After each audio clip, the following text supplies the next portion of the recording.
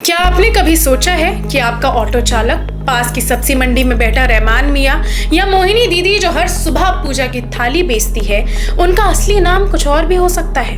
क्या पता वो मोहिनी नहीं कुलसुम शेख हो, या रहमान मियाँ असल में बिजॉय दास या शरीफुल इस्लाम हो, जो बांग्लादेश से भारत में अवैध रूप से दाखिल हुए हैं। यही नहीं, वे अब भारत में Aadhaar card, ration card, sim card और यहाँ तक कि वोटर आईडी कार्ड तक ले चुके हैं। और अब वे सिर्फ आपके आसपास नहीं बल्कि आपके लोकतंत्र का हिस्सा भी बन चुके हैं। जी हाँ, रिपोर्ट्स के अनुसार आज भारत के कम से कम 17 राज्यों में लगभग 2 करोड़ अवैध बांग्लादेशी रह रहे हैं। कहानी यही खत्म नहीं होती, ये आंकड़ा 5 करोड़ तक बताया जा चुका है। ये ना केवल एक घुसपैठ है, ये है चुपचाप होता जनसंख्या और पहचान का कब्जा। अब बात करते हैं कि आखिर कैसे होती है घुसपैठ। भारत बांग्लादेश सीमा 2272 किलोमीटर लंबी है और इसमें कई लूप होल्स हैं। नदी के रास्ते जैसे दावकी नदी, घने जंगल और खेतों से, छोटी बस्तियों और गांवों से बिचौलिए बांग्लादेश के लोगों को 4000 से 15000 रुपए लेकर भारत में दाखिल कराते हैं। इसके बाद उन्हें मिलता है फर्जी पहचान पत्र, Aadhaar card, voter ID card, PAN card, sim card. Mumbai में एक रैकेट का भांडाफोड़ हुआ जहां एजेंट्स ने घुसपैठ से नौकरी तक के रेट तय कर रखे थे।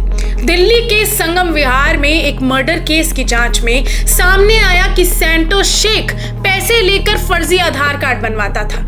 इस रैकेट की मुखिया निकली मुन्नी देवी। किन किन राज्यों में फैले हैं ये अवैध घुसपैठिए, आइए अब इस पर बात करते हैं। सबसे पहले पश्चिम बंगाल, 57 लाख बांग्लादेशी यहाँ पर रह रहे हैं। असम की अगर हम बात करें तो 50 लाख, बिहार, सीमांचल, किशनगंज, अररिया, कटिहार, पूर्णिया, इन सब जगह पर मुस्लिम आबादी बहुत ज्यादा है। किशनगंज में मुस्लिम आबादी है 67.58%, हिंदू आबादी घटकर 31.43% हो चुकी है। झारखंड के संथाल परगना की बात करें तो राष्ट्रीय अनुसूचित जनजाति आयोग के घुसपैठ के जनसंख्या बदलाव की पुष्टि की है। त्रिपुरा, मेघालय, मणिपुर बॉर्डर जिलों से लगातार बांग्लादेशियों का प्रवेश होता है। दिल्ली, यूपी, महाराष्ट्र, कर्नाटक, राजस्थान, हरियाणा, इन सभी जगहों पर बार बार बांग्लादेशी पकड़े गए हैं। हरियाणा के रेवाड़ी में 15 साल पहले आए बांग्लादेशी पकड़े गए। आगरा में 2024 में 40 बांग्लादेशी अरेस्ट किए गए।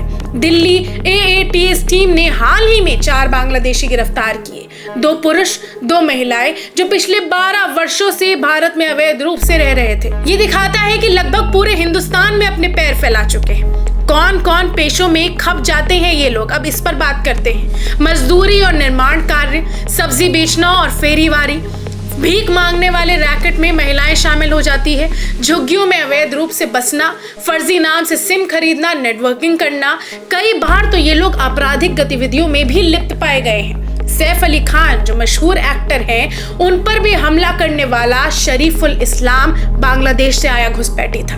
वह बिजॉय दास नाम से रह रहा था और उसने फर्जी आधार और सिम कार्ड लिया था। अब बात करते हैं कि राजनीति और वोट बैंक पर इनका कैसे असर पड़ता है। ये अवैध नागरिक जब वोटर लिस्ट में शामिल हो जाते हैं तब बात सिर्फ सुरक्षा तक सीमित नहीं रहती।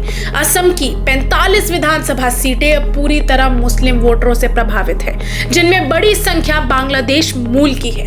पश्चिम बंगाल, बिहार के सीमावर्ती जिलों में भी डेमोग्राफिक शिफ्ट हो चुका है। झारखंड के संथाल परगना में भी मूल जनजातीय आबादी घटती जा रही है।